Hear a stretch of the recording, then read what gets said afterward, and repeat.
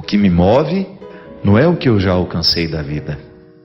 Isso é só um ponto de partida. O que você já alcançou na sua vida até o dia de hoje é apenas um ponto de partida. O que te move é o que você não tem. É o que lhe ausenta. Aquilo que lhe é ausente. Aquilo que lhe falta. É isso que lhe faz acordar todos os dias e correr atrás. Mas seria muito bom se a gente começasse a perceber que chega um momento da vida em que não basta correr atrás do que é material. A gente precisa correr atrás de sonhos, de realidades que ultrapassam a matéria. Porque você vai chegar a uma conclusão de que aquele carro bonito não basta, aquela casa bonita não basta, aquele apartamento maravilhoso não basta.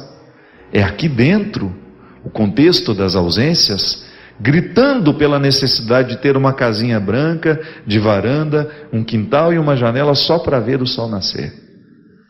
Eu queria ter na vida simplesmente um lugar de mato verde para plantar e para colher.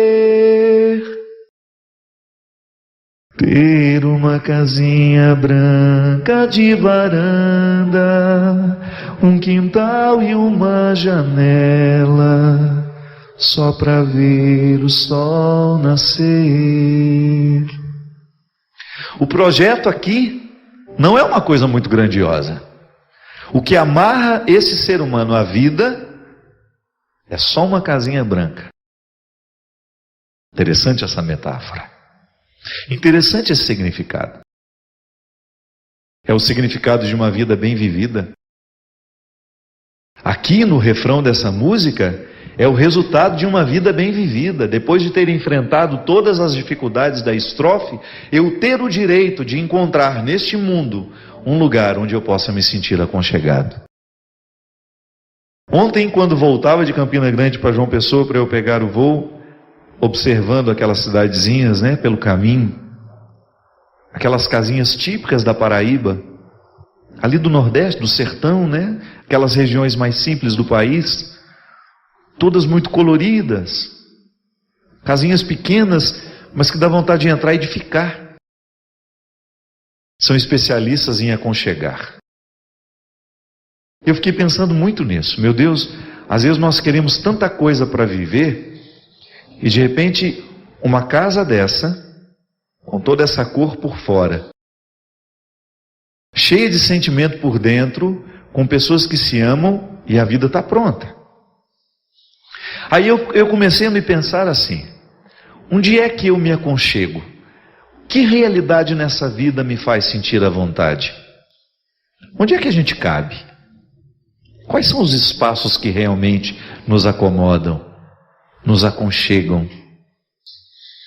Quando a gente vai decorar a casa da gente, por mais simples que ela seja, outra coisa você não quer, senão criar um espaço onde você se sinta aconchegado. O quarto pode ser o quarto mais bonito do mundo. Se ele não tem o retrato da sua alma, você não se aconchega nele. É por isso que o bom arquiteto é aquele que sabe ler a alma do cliente. Claro, tira as cafonagens, os excessos do cliente, mas coloca ele dentro de um lugar que o aconchegue. A minha casa precisa ter os aspectos da minha alma. E eu perguntava isso para mim ontem, onde é que eu me aconchego? Aí eu me lembrei não só de estruturas físicas, porque a casa não é só um aglomerado de paredes, a casa é também um sentimento.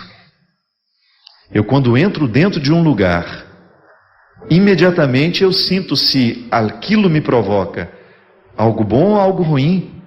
As paredes têm alma, sim.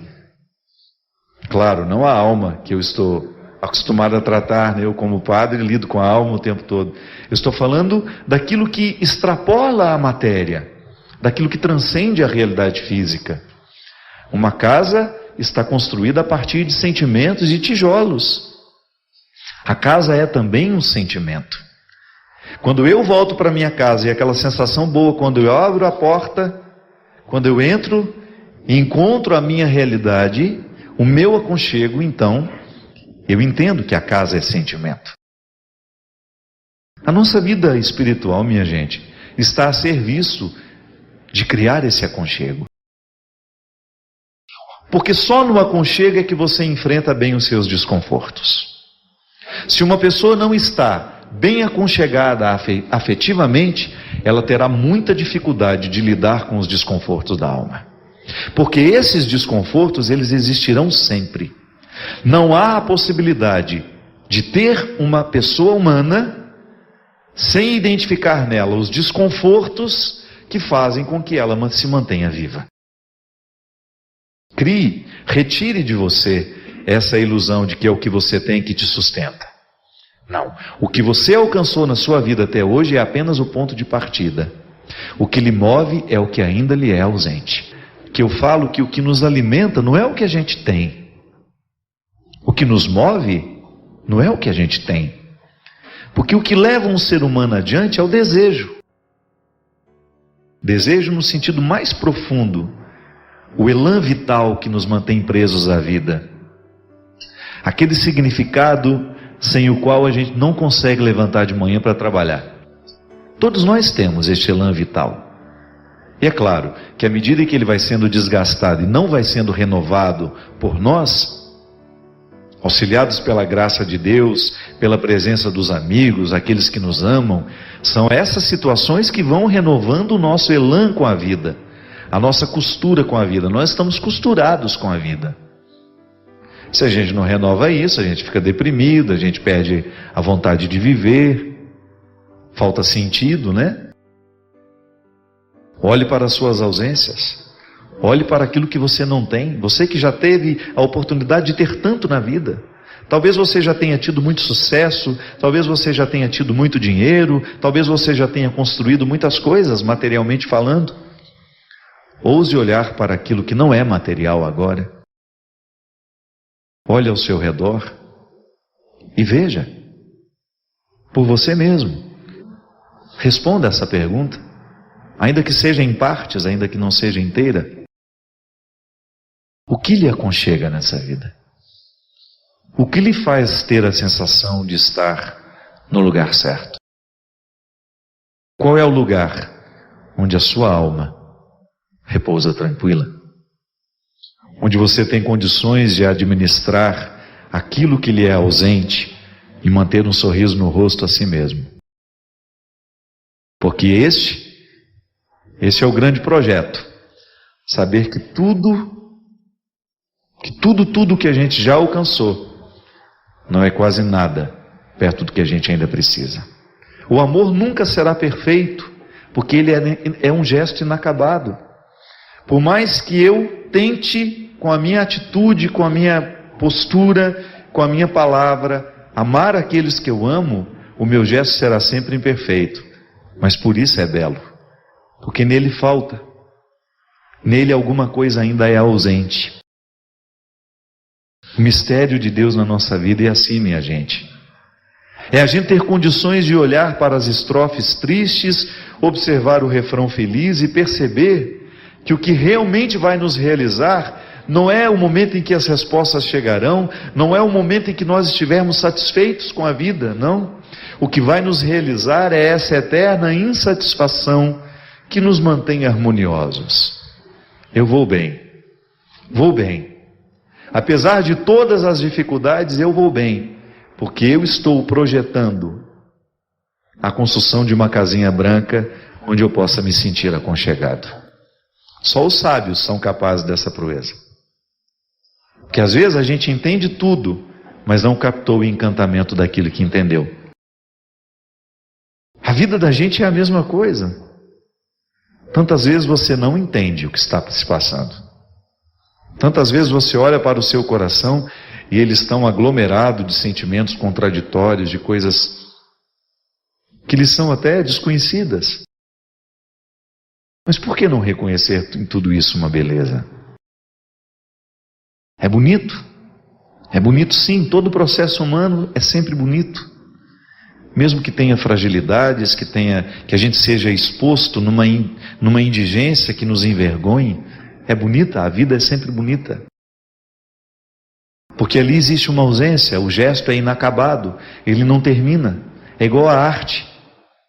Você nunca vai poder encontrar um artista satisfeito com a obra produzida, Você pode até ficar satisfeito com aquilo que o artista produziu, mas ele não está mais, porque se ele ficar satisfeito, ele para naquela obra. O que o mantém não é o que ele já alcançou das suas possibilidades. O que o mantém vivo, o que o mantém artista, é aquilo que ele ainda não conseguiu alcançar do seu processo criativo. O gesto é sempre inacabado. Aquela expressão de São João da Cruz: o que eu conheço de Deus são as pegadas de sua ausência. Não é lindo isso? Anota aí, registra no seu coração. O que eu conheço de Deus são as pegadas de sua ausência. Parece contraditório. Aquilo que eu sei de Deus é aquilo que me ausenta dele. É aquilo que no intervalo entre o que eu já conheci e o que eu ainda não sei, e prevalece um mistério neste intervalo, é este mistério que me leva até Deus. Porque se eu me baseasse naquilo que eu já sei sobre Ele, eu me acomodaria aqui, nesse exato lugar onde eu estou. Eu não faria um próximo programa. Não. Ao olhar para tudo isso que me ausenta, a tudo isso que me fere, eu descubro o meu elan com a vida. É nessa santa curiosidade que eu me posiciono como um homem de fé.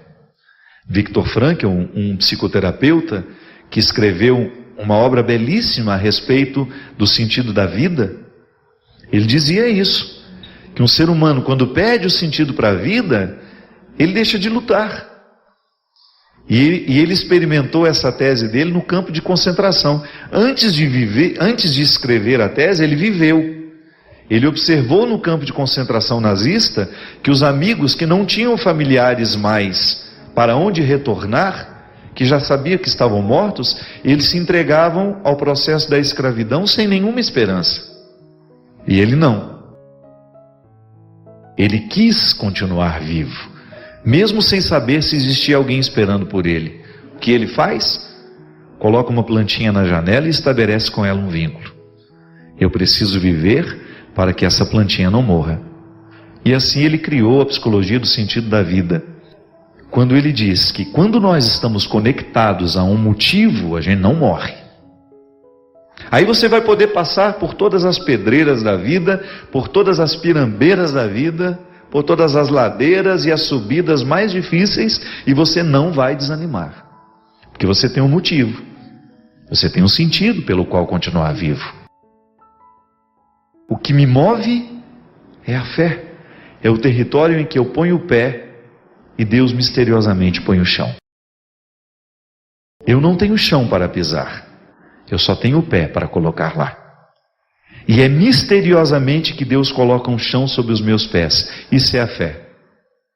Quando você, no momento da sua dor, quando a vida lhe era pesada e você não era capaz de caminhar sozinha, você ousou colocar o pé.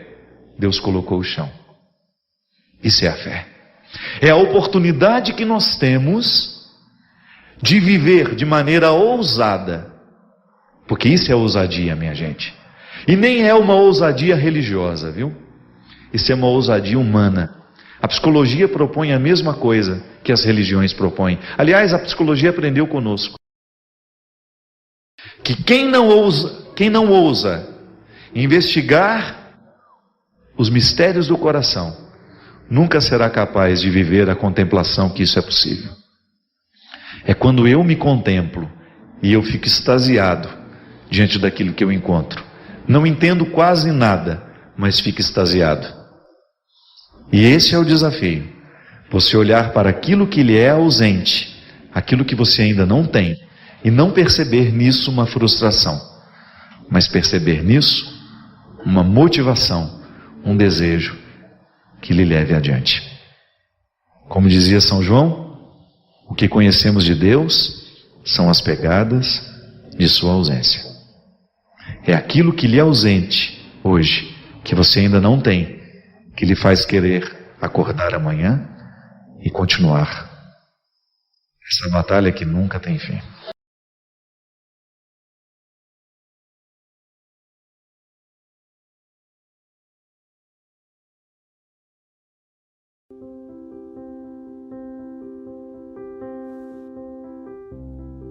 Mas muitas pessoas procuram os padres na igreja porque não tem o dinheiro da terapia. Está tudo certo. O padre, quando ele tem uma boa formação humana, ele é um bom terapeuta também. Ele sabe, ele entende de almas humanas. Já viu muito problema na vida. Então ele é um bom conselheiro, sim, ele pode ser um bom conselheiro. Então quando eu aprendo a falar sobre aquilo que me oprime, eu já estou curando um pouco daquilo que está me oprimindo. A palavra tem um poder enorme de retirar de nós. Então o processo da vida ele pode ser terapêutico. Eu posso viver diariamente as minhas terapias e ir alcançando cada vez mais um bem-estar. Agora, eu preciso estar consciente. E na pressa eu não enxergo. Às vezes eu não enxergo o outro. Eu não enxergo. Lembro que na semana passada nós falávamos da distinção entre o cansaço e a insatisfação. Às vezes a pessoa não está cansada, ela está insatisfeita com a vida que ela está levando. Férias resolvem o cansaço, férias não resolvem a insatisfação.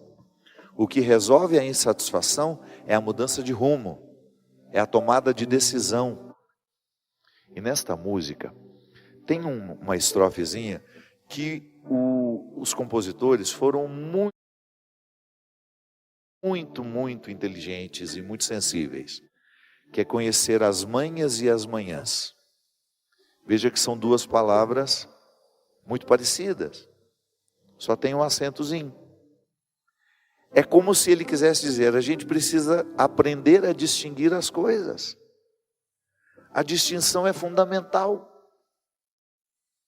O saber distinguir o cansaço da insatisfação por na pressa a gente não distingue nada. O que muitas vezes infelicita uma pessoa é a pressa com que ela vive. Na pressa você não percebe o valor das coisas. Na pressa você não sente nem o sabor do que você está comendo. Os especialistas dizem que a gente tem que mastigar quantas vezes? Cada colherada? 50 vezes? E dá um tombo na comida e já engoliu. Ansiedade. Você sabia que quando você come demoradamente, quando você mastiga demoradamente cada porção de alimento, o seu cérebro tem mais tempo para processar a saciedade. Então aquele pratinho que você repetiria 3 vezes, porque você comeu depressa, você não teria necessidade de repetir se você comesse devagar. Porque comendo devagar, o seu cérebro entende que o organismo já recebeu o alimento necessário para a saciedade. Por isso que obesidade está muitas vezes associado aos processos de ansiedade. A pessoa come depressa demais. Não dá tempo ao cérebro de identificar que já teve alimento suficiente para saciar o corpo. Ele vai pedir mais. Então ele não joga a informação de que o corpo já está saciado. Experimente comer mais devagar. Você vai sentir melhor o sabor dos alimentos e você vai ter menos necessidade. Eu vejo direitinho, às vezes nós estamos na estrada e passamos um longo período sem comer. Quando a gente desce e a gente encontra um restaurante que tem self-service, por exemplo, você tem vontade de sair dali com 4, 5 pratos montados. Não é assim? Quem está fazendo aquele prato é a sua fome. Quem está fazendo aquele prato é a sua ansiedade. Se você tivesse a calma de fazer um prato menor, comer devagar, você não teria necessidade de comer tanto. Então, quando eu opto por viver mais tranquilamente, eu tenho um favorecimento de todo o meu quadro, espiritual, mental e físico. Eu não tenho crescimento de vida espiritual na pressa, preciso parar, eu preciso me recolher. Falamos disso o mês inteiro. A vida interior é uma construção. Ela não vem da noite para o dia. E eu tenho alguns instrumentos que constroem a vida espiritual: a oração, o jejum, a reflexão. E isso só é possível na pausa. Eu quero ter tudo isso, mas eu quero continuar vivendo com pressa. Não vai dar certo. Eu quero saber distinguir o cansaço da insatisfação. Na pressa você não vai. Você tem que se ouvir. Se você não tiver o hábito de se ouvir, você não saberá viver as distinções necessárias para o seu bem-estar acontecer. E um outro ponto: com pressa você não será capaz de conhecer ninguém. Você vai viver movida pelo preconceito. Movido pelo preconceito. Por quê? Você não tem disposição de olhar para as pessoas. Você não tem disposição de entrar nos avessos das histórias. Às vezes a gente não tem disposição de ler um livro até o fim. Aliás, essa geração agora ainda é pior que eu sou a geração que leu e leio. Eu tenho o hábito de ter sempre um livro comigo. Mas na minha geração já tinha o hábito do resumo. Quantas pessoas que eu vi, quantos colegas meus, os livros que eram exigidos no colégio. Tem que ler, porque na aula de literatura você vai fazer uma prova sobre aquele livro, ou o vestibular, eu não sei se ainda é assim, o vestibular dizia, né, quando você se inscrevia numa universidade para fazer o vestibular, você recebia a lista dos livros que você deveria ler, porque eles seriam cobrados lá. Eu não sei o que se exige hoje. E tem gente que lia o resumo. É engraçado, né? O resumo, ele não vai me dar a satisfação da história por completo. Eu quero a história inteira. Porque é o processo da construção da história que gera a satisfação. Ler é uma satisfação. Deveria ser para todos nós, porque é um elemento humano. Importantíssimo para o processo formativo intelectual.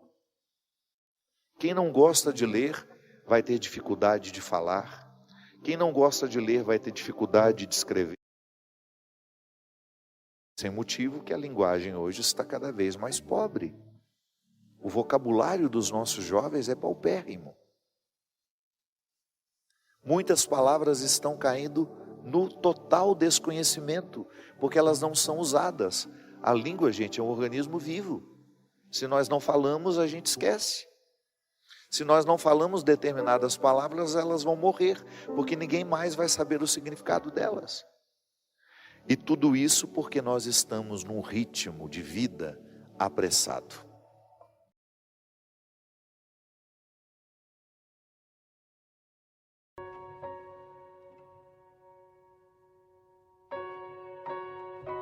Toda experiência de fé deve ser sempre inaugurada pela certeza do amor de Deus por nós.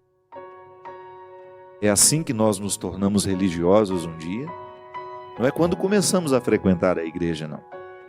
É quando nós começamos a frequentar esta convicção, a certeza de que Deus nos ama. E aliás, nós podemos passar uma vida inteira frequentando a igreja sem frequentar essa convicção. E na verdade o que nos transforma, o que nos modifica, são as convicções que nós frequentamos. Não basta eu colocar o meu corpo num rito religioso, se eu não coloco as minhas convicções na dinâmica desta vida religiosa. E eu particularmente penso que é o primeiro gesto evangelizador que nós podemos fazer na vida dos nossos filhos. Educá-los para acreditar num Deus amor. E é tanto tanto desafio que se coloca diante de nós para que isso aconteça? Primeiro, porque nós precisamos abrir mão do amor, muitas vezes machucado pelo pecado, que nós queremos oferecer ao outro. Ah, padre, mas o amor de Deus não tem nada a ver com o meu amor. Tem sim. Porque é a partir do meu amor que meu filho faz a experiência de conhecer o amor de Deus. E é por isso que nós precisamos tomar muito cuidado para que a gente não estrague a experiência de Deus com o outro. Ou do outro com Deus. Muitas vezes nós vamos apresentar Deus ao outro e nós apresentamos a partir do Deus machucado que nós temos dentro de nós. Isso é, da imagem distorcida que nós temos dele. A gente precisa cavar no mais profundo de nós para a gente ter acesso a esse Deus que está livre de todos os excessos que nós colocamos sobre ele. Ou até mesmo dos fardos. Acreditar que Deus nos ama requer uma faxina espiritual diária. Quando eu falo faxina espiritual, minha gente, eu estou falando de faxina psíquica, emocional. Não podemos falar de vida religiosa, vida espiritual, sem falar de vida psíquica, emocional. Se eu quero ser um homem de Deus, e que isso não soe como hipocrisia, eu preciso recrutar todos os meus recursos humanos, tudo aquilo que me faz ser quem eu sou. É sendo homem que eu posso ser divino. É você sendo mulher que você pode ser divina. Só que essa experiência, ela só é possível quando nós começamos a alimentar esta convicção de que Deus nos ama. E que é a partir deste amor que eu vou ter condições de conviver com as minhas fragilidades, com as minhas fraquezas, com os meus deslizes. Tudo depende do Deus que me apresentam. E é por isso que nós vamos estar muito convertidos, verdadeiramente convertidos, para começarmos uma família. Porque senão eu causo um estrago terrível na vida do meu filho. Se eu ainda não conheço esse Deus amor, é bem provável que meu filho também seja vítima das compreensões equivocadas que eu tive de Deus. Quantas vezes eu vejo pais estragando a vida espiritual de seus filhos assim, ensinando-os um Deus absolutamente mesquinho, pior do que nós às vezes. Às vezes eu vejo algumas formulações do sagrado, alguns discursos religiosos sendo ensinados, e aquele Deus que está sendo pregado lá naquele discurso é muito pior do que nós. Um Deus que se vinga, um Deus que deixa de fazer o bem porque não lhe foi oferecido nada, sabe? Essa lógica, ela coloca Deus como um mercador, como um comerciante absolutamente mesquinho, que tem na sua cadernetinha todas as dívidas que nós temos com Ele. Não é definitivamente o Deus que Jesus nos apresentou. Mas por que nós continuamos ensinando esse Deus marcado por aquilo que é mesquinho aos nossos filhos? Um Deus que gosta de quantidade? Um Deus que quer saber quantas vezes fomos, deixamos de fazer? Quantas vezes rezamos, quantas vezes deixamos de rezar? Ah, padre, mas então o senhor está relativizando o quanto nós fazemos? Não. Eu apenas estou lhe chamando a atenção para dar um passo anterior a esse julgamento que muitas vezes nós fazemos. Vamos pensar a quantia das coisas numa associação àquilo que a quantia pode fazer em nós. Aí é justo, aí é honesto. O número de vezes que vou à igreja, se esse número de vezes passa pela minha compreensão, pela minha consciência, de que ali eu possa fazer a experiência de um Deus verdadeiro, aí sim esse número de vezes conta. Agora, se não há essa consciência, se é apenas uma repetição vazia, Deus não tem nem condições de acontecer em mim, que é aqui na minha cabeça. Muitas vezes nós temos a experiência, né? Eu preciso ter um coração convertido. Tá bom, o coração tem todo um significado dentro da nossa cultura, de ser ele o centro das emoções, mas a ciência já nos ensinou que não. Nós estamos falando de um lado do cérebro, onde estão todas as conexões das nossas emoções são processadas.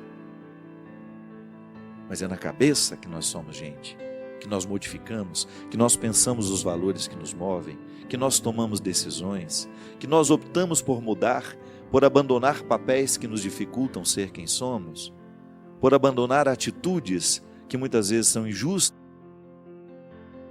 prejudicam pessoas. É disso que nós estamos falando, de um entrar na igreja que permite Deus entrar em nós. Eu até acho interessante porque quando eu mergulho no mistério de Jesus e tudo aquilo que Ele me propõe, de todas as libertações que Ele me faz, uma delas é a própria relação minha com o templo.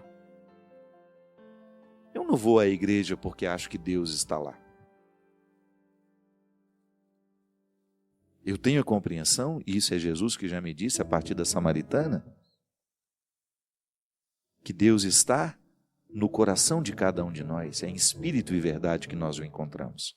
Mas então para que eu saio da minha casa para ir à igreja se eu posso encontrar esse Deus que está em mim? É simples. Eu saio da minha casa para viver um ritual que me facilita entrar dentro de mim e encontrar o Deus que está aqui.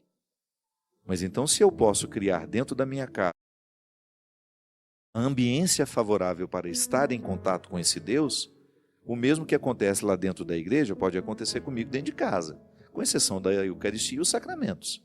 Aí isso sim, eu preciso estar lá, porque eu preciso dos ministros, eu preciso da comunidade, e isso é absolutamente necessário para a minha fé como cristão. Eu estou falando como cristão católico.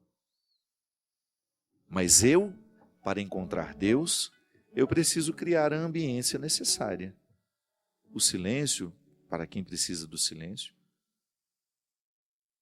A concentração, que é absolutamente necessária para a gente voltar os olhos para dentro de nós mesmos. Às vezes uma música, às vezes um texto. O fato é que nós precisamos entrar em contato com este Deus que está em nós. Olha que interessante. Eu dou passos na direção de um lugar para, na verdade, dar passos na direção de mim. Preciso estar em mim. Preciso mergulhar. Mergulhando em mim, eu encontro esse Deus, que geralmente não aceita máscaras. O outro pode até me dar um Deus com máscaras. As máscaras que ele coloca nele. Seus interesses. Quantas vezes nós temos Deus sendo anunciado pelo dinheiro? Quantos líderes religiosos utilizando da religião para poder, única e exclusivamente, arrancar dinheiro do povo? Não estou falando disso. Essa máscara nós não queremos. Nós acreditamos no discurso religioso que nos liberta de tudo isso e que nos dá acesso a Deus. Foi o que Jesus fez. Jesus quebrou todas as regras do templo. Vamos olhar para o Evangelho. Aquele povo que tinha que comprar o melhor cordeiro sem defeito, custava caríssimo. Os animais defeituosos eram mais baratos. Mas os sacerdotes naquela época diziam que o animal com defeito não tinha o mesmo efeito diante de Deus. Tinha que sacrificar para expiar os pecados o animal que fosse perfeito. Gente, olha o poder econômico atrás desse interesse. Olha o absurdo sendo feito. Por isso que Jesus deu uma chicoteada boa naquele templo. Não teve medo de sair derrubando tudo. Foi, Cristo? Boa noite. Não teve medo de derrubar tudo. Porque ele não precisava ele não deveria derrubar somente as mesas onde aquele disparate era cometido. Mas era derrubar aquela mentalidade. Parem de enganar as pessoas. Parem de colocar obstáculos que atendem aos seus interesses financeiros para que essas pessoas tenham acesso a Deus. O meu Pai quer encontrar a todos, de maneira especial os pobres, os que não têm dinheiro para comprar esse animal para ser sacrificado lá no altar. O sacrifício que o meu Pai quer é o coração contrito, é a caridade, é o amor ao outro. O sacrifício que meu Pai quer é o que faz o coração ser diferente. Não é sacrificar um cordeiro naquela mesa que vai mudar a minha vida. Tá certo, minha gente? Um simbolismo. Ah, mas se não há uma conexão entre aquilo e a minha vida, hoje, graças a Deus, nós não temos mais o sacrifício dos animais. Não queremos isso é até cruel. O sacrifício é o cordeiro. Jesus assume o papel. Não precisamos mais sacrificar os animais, porque Jesus já deu a sua vida por nós. O sacrifício da cruz continua sendo e desdobrando, nem coube no tempo. Tamanha grandiosidade dele. Eu ainda me aproximo deste templo para receber as gotas deste sangue, que não é dolorismo, que não é vitimismo. Também preciso reinterpretar a própria morte de Jesus. Jesus morreu porque enfrentou aqueles que estavam a serviço desse contexto religioso que enganava todo mundo. Foram poderes políticos, foram poderes também religiosos que causaram a morte de Jesus.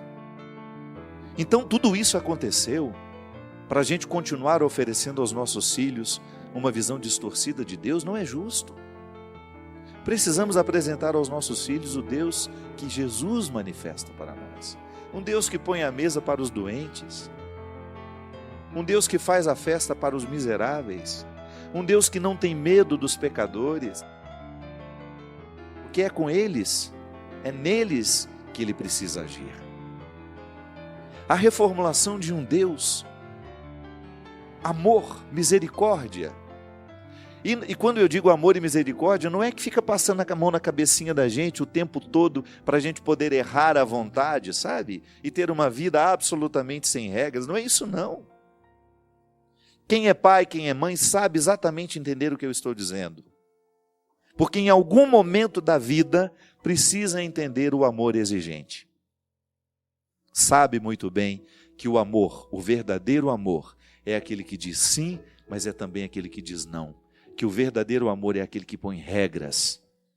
Outro dia mesmo, eu vi um filho, uma criancinha de uns 4, 5 anos, fazendo um escândalo com a mãe. E eu comecei a prestar atenção na cena. No primeiro momento, a vontade que eu tinha de ir lá e de resolver o negócio. Eu não tinha nada com o negócio, mas aquilo me irritou. O desrespeito da criança com a mãe. E a mãe tentando contornar aquilo, mas sem pulso forte. Eu fiquei pensando, nunca mais vou ver aquela cena, porque são pessoas, eram até estrangeiros, eu vi lá em Portugal e nunca mais, certamente nunca mais vou ter a oportunidade de vê-los. Mas eu fiquei pensando, por que tantas vezes nós temos dificuldade de viver a correção amorosa, que é aquela que coloca limites, sem precisar ser agressivo? Nós desaprendemos. Ou nós gritamos demais com os nossos filhos e eles gritam o dobro com a gente, ou a gente deixa para lá. Parece que nós não sabemos o meio termo do amor, que é o estabelecer um embate. Olha, senta aqui, não é assim que vive, não é assim que se faz. Eu sou a sua mãe e você vai me respeitar sim, porque enquanto você estiver fora das condições de decidir por você, quem decide sou eu. Podemos até negociar algumas coisas, mas terão de passar sempre pelo crivo do meu discernimento, porque eu sou a sua mãe. Isso é amor. E ensinar um Deus amor é também ensinar um Deus que nos chama a sós e que nos diz o que nós precisamos.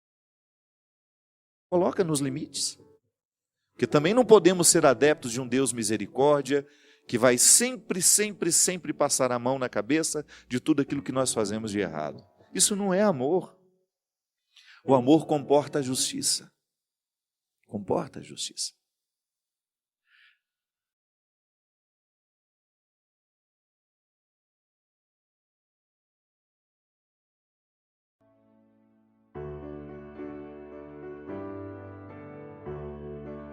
Eu não preciso esperar morrer para viver a ressurreição. Você não precisa esperar a morte para você experimentar a ressurreição. A ressurreição, a eternidade, nós já começamos a construir agora. O Padre Zezinho fala de um jeito muito bonito numa música dele. em que tem um momento da letra que ele fala assim: e a gente vai ressuscitando, e a vida vai ficando eterna, mostrando que este destino final da humanidade, que é a ressurreição, já se aplica agora, no momento que você consegue vencer as suas mazelas, quando você consegue vencer o Adão que existe dentro de você, a Eva que existe dentro de você, aquela fraqueza, aquele momento de fragilidade que você é puxado para baixo. Você já parou para observar o quanto que na vida, às vezes, nós somos puxados para baixo? E veja bem, que o chão, ele é a experiência que nos lembra Adão. E o céu é a experiência que nos lembra o Cristo. Mas esta experiência de unir céu e terra é que é bonita, a mística da vida cristã vive aí. Eu estou no chão, isso é, eu sou Adão, eu sou barro, o significado de Adão é este, né? Aquele que vem do barro, aquele que está no barro. Mas eu também sou o Cristo. Eu sou convidado a viver a dinâmica da superação, daquilo que é Adão em mim, mas daquilo que é Cristo também em mim. Pelo mistério da encarnação, eu sou convidado pelo batismo. E às vezes na vida nós somos puxados para baixo. Às vezes um telefonema que você recebe, uma palavra que você escuta, um desaforo que você recebe, uma coisa ruim que acontece na sua vida, um dissabor, uma traição, uma infidelidade. E pode observar que tudo isso que nos puxa para baixo é fruto do nosso pecado. Toda vez que nós agimos movidos pelo nosso pecado, nós machucamos alguém ou somos machucados. É impressionante o quanto que o pecado tem o poder de nos machucar e de nos puxar para baixo. Então veja bem, é a força de Adão dominando o que a gente é. Agora, quando a gente cuida, por exemplo, eu vou fazer um esforço para não dizer o que machuca o outro. Eu vou tomar cuidado com as minhas palavras. Eu vou tomar cuidado com aquilo que eu falo, às vezes, no momento da minha raiva. Eu sou muito assim, gente. Às vezes eu fico irritado com as coisas e eu falo o que eu não quero. Eu magoo as pessoas que eu amo. Mas no ímpeto de querer resolver as coisas. Veja bem, eu estou sendo domado por Adão. Agora, no momento em que eu demoro um pouquinho antes de falar o desaforo, no momento que eu demoro um pouquinho antes de fazer a calúnia, de falar a fofoca, o Cristo então vence em mim.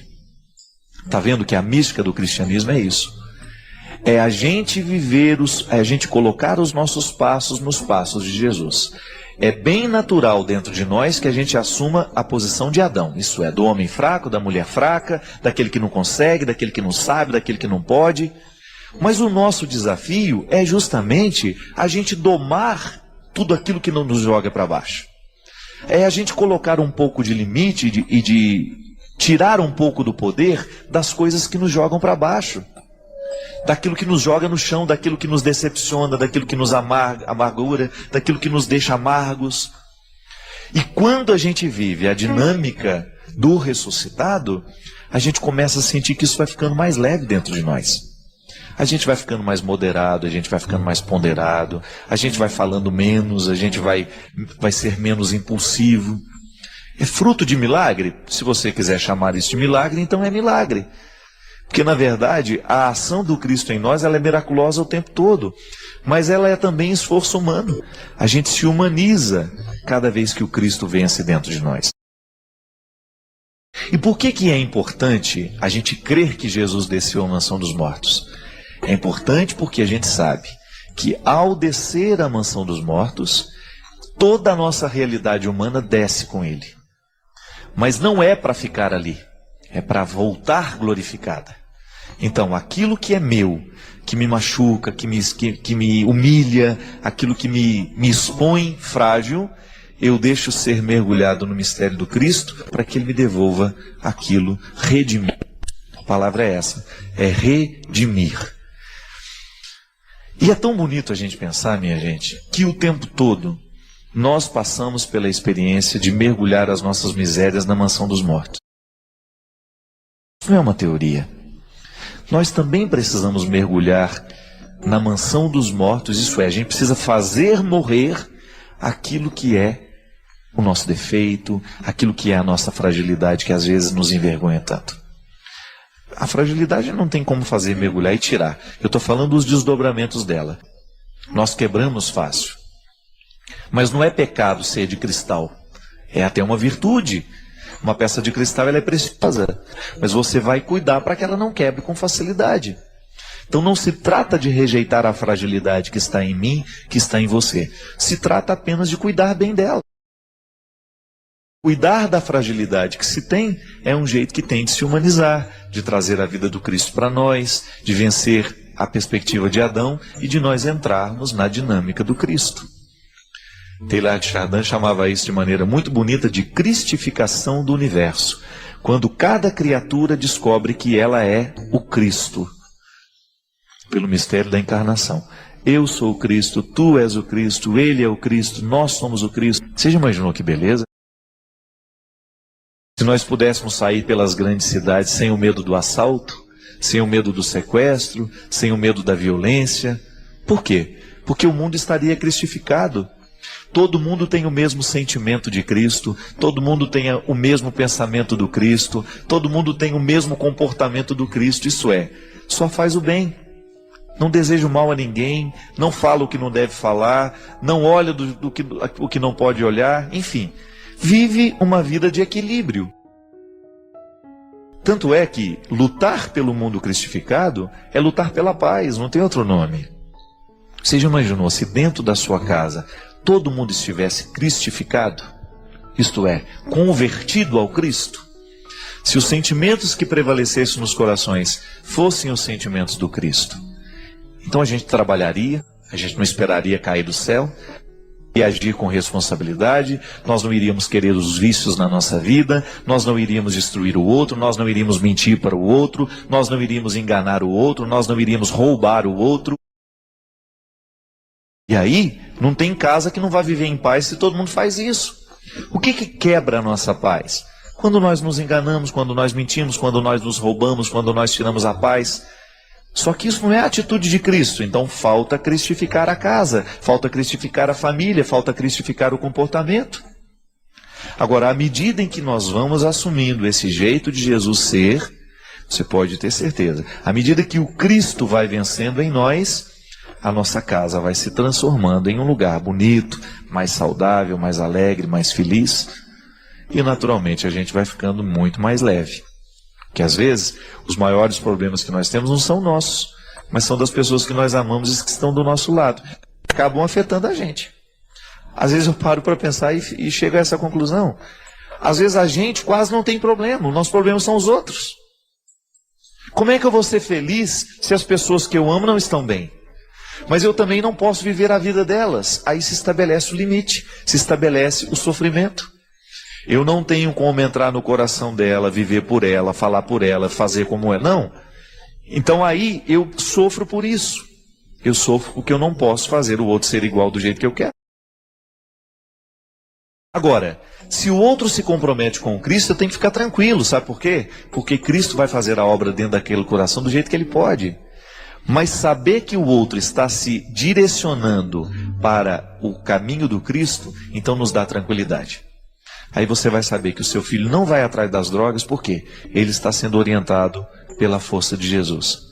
Você vai saber que o seu filho pode até cair numa outra coisa, mas ele vai se preservar muito mais do que antes. Ele vai começar a pensar mais na qualidade da vida dele do que antes, por quê? Coração convertido é coração que se ama, é coração que se respeita. Coração cristificado é aquele que não quer permitir que o Adão prevaleça. E aí, minha gente, a gente descobre que religião só pode fazer bem à medida em que ela é bem aplicada.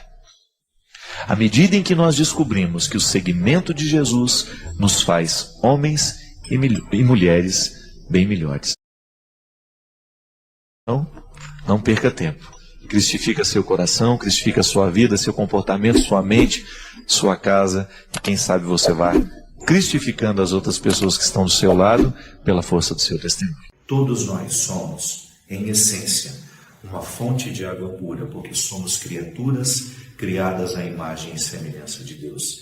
Mas de repente, no curso, no caminho da nossa fonte, nós vamos sendo poluídos, assim como os nossos rios também são poluídos à medida que caminham, que vivem os seus percursos. Recebem afluentes doentes, águas sujas. recebem poluições o tempo todo. Nós estamos recebendo a poluição emocional do outro, nós estamos recebendo as águas sujas do outro, nós estamos aprendendo a ficar ciumentos. Por quê? Porque nos negaram amor no momento que a gente precisava ser amado. Ou você acha que o ciumento é sem motivo? Não é. Em algum momento alguém provocou nele a fonte do ciúme.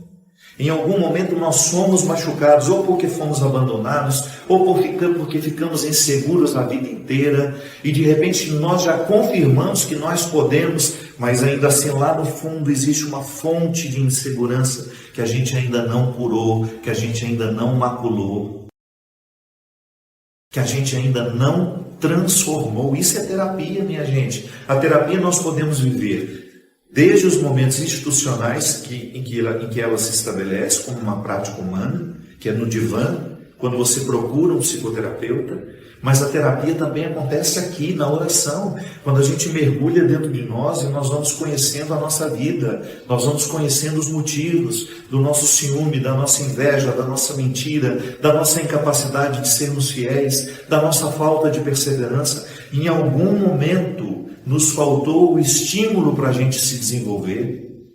Em algum momento alguém nos machucou terrivelmente, e machucados terrivelmente ficamos traumatizados. E estando traumatizados, tivemos uma dificuldade enorme de restabelecer com a vida um novo compromisso.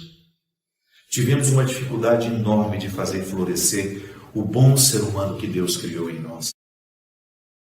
E aí vamos nos transformando num mulambo, num trapo qualquer, num rio poluído, que por onde a gente passa, a gente deixa doenças e insatisfações. É bacana você se perceber como um rio. Como são as águas do seu rio? Tudo isso que a gente falou aqui, do ciúme, da maldade, da mentira, da infidelidade, quais são as águas que já lhe poluíram um dia, a ponto de lhe fazer se tornar temporariamente, porque você não é definitivo, o pecado não é definitivo em nós. De repente você pode dizer, eu estou ciumento. Não diga, eu sou ciumento, porque quando você diz que você é ciumento, é como se você estabelecesse uma verdade que não pode ser modificada. Pode ser modificada sim. Todos nós podemos ser curados. Não há nada no nosso comportamento, no nosso temperamento, que não possa ser modificado. Essa é a boa notícia. O Evangelho é uma boa nova. Jesus fazia isso o tempo todo. Ele olhava nos olhos das pessoas e sorrindo dizia, pode ser diferente. Não precisa ser do jeito que foi até hoje. Sim, essa é a boa notícia que nós temos que dar. Essa que me faz acordar todos os dias e feliz pela minha missão, porque eu sei que como pregador, como homem do Evangelho, eu tenho a possibilidade de dizer a todos que há ainda o que ser feito. Nós não estamos definitivamente prontos, terminados, acabados. Há muito o que ser feito. Há muita coisa a ser transformada dentro de nós. Esse rio, você pode despoluir sim. Você pode interferir naquilo que está sendo derramado nas suas águas. Você tem condições de interferir na sua verdade. Sim, ela não precisa ser definitiva. Há o que ser feito sim. E há uma realidade que você pode fazer agora. Uma decisão a ser tomada. Uma forma nova de viver a ser assumida, a ser vivida.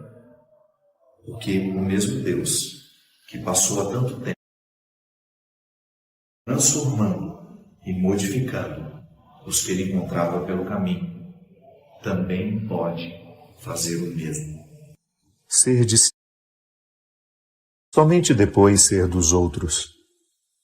Quem se dá sem se ter, quem se oferece sem se possuir, inevitavelmente viverá buscando-se nos outros, ter-se. Depois disso, tudo faz sentido, porque descobrimos que ninguém nos deve absolutamente nada. Eu creio que esse seja o exercício diário, que nós começamos desde o momento em que nós tomamos consciência do grande papel que nós precisamos exercer no mundo. O maior desafio, ser você mesmo. E ser você mesmo consiste em conquistar-se, conhecer-se cada vez mais, saber como funcionam os seus mecanismos, como funcionam as suas regras, conhecer bem o seu estatuto, ser seu, tomar posse de tudo aquilo que lhe pertence, suas qualidades, seus defeitos, suas possibilidades, seus limites. E a partir disso, oferecer-se aos outros. Mas só pode se oferecer aquele que antes. Esse é o dever de casa de todo dia, ter-se. Ser cada vez mais proprietário de si mesmo. Não permitir que os outros venham manipular, modificar a sua pertença. Que a sua busca seja diária, para ser de si mesmo. Para que aquilo que você oferece aos outros tenha qualidade.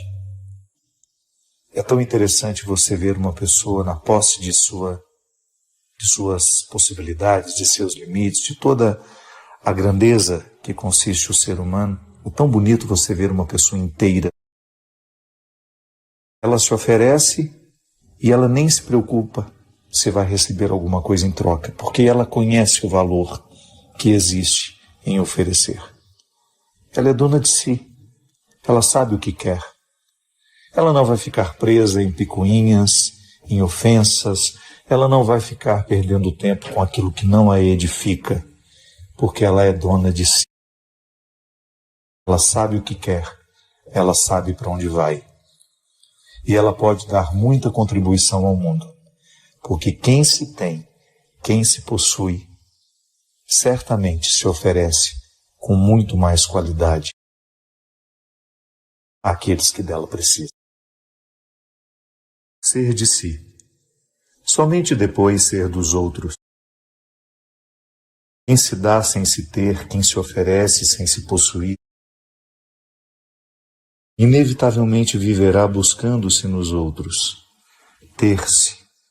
Depois disso tudo faz sentido, porque descobrimos que ninguém nos deve absolutamente nada. Eu creio que esse seja o exercício diário. Nós começamos desde o momento em que nós tomamos consciência do grande papel que nós precisamos exercer no mundo. O maior desafio, ser você mesmo. Ser você mesmo consiste em conquistar-se, conhecer-se cada vez mais. Saber como funcionam os seus mecanismos, como funcionam as suas regras, conhecer bem o seu estatuto. Ser seu, tomar posse de tudo aquilo que lhe pertence, suas qualidades, seus defeitos, suas possibilidades, seus limites. E a partir disso, oferecer-se aos outros. Mas só pode se oferecer aquele que antes. Esse é o dever de casa de todo dia, ter-se. Ser cada vez mais proprietário de si mesmo. Não permitir que os outros venham manipular, modificar a sua pertença. Que a sua busca seja diária, para ser de si mesmo, de si mesmo. Para que aquilo que você oferece aos outros tenha qualidade. É tão interessante você ver uma pessoa na posse de suas possibilidades, de seus limites, de toda a grandeza que consiste o ser humano. É tão bonito você ver uma pessoa inteira.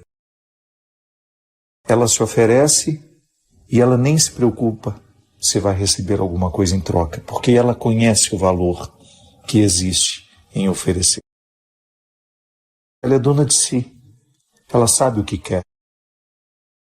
Ela não vai ficar presa em picuinhas, em ofensas. Ela não vai ficar perdendo tempo com aquilo que não a edifica, porque ela é dona de si. Ela sabe o que quer. Ela sabe para onde vai. E ela pode dar muita contribuição ao mundo, porque quem se tem, quem se possui, certamente se oferece com muito mais qualidade àqueles que dela precisam.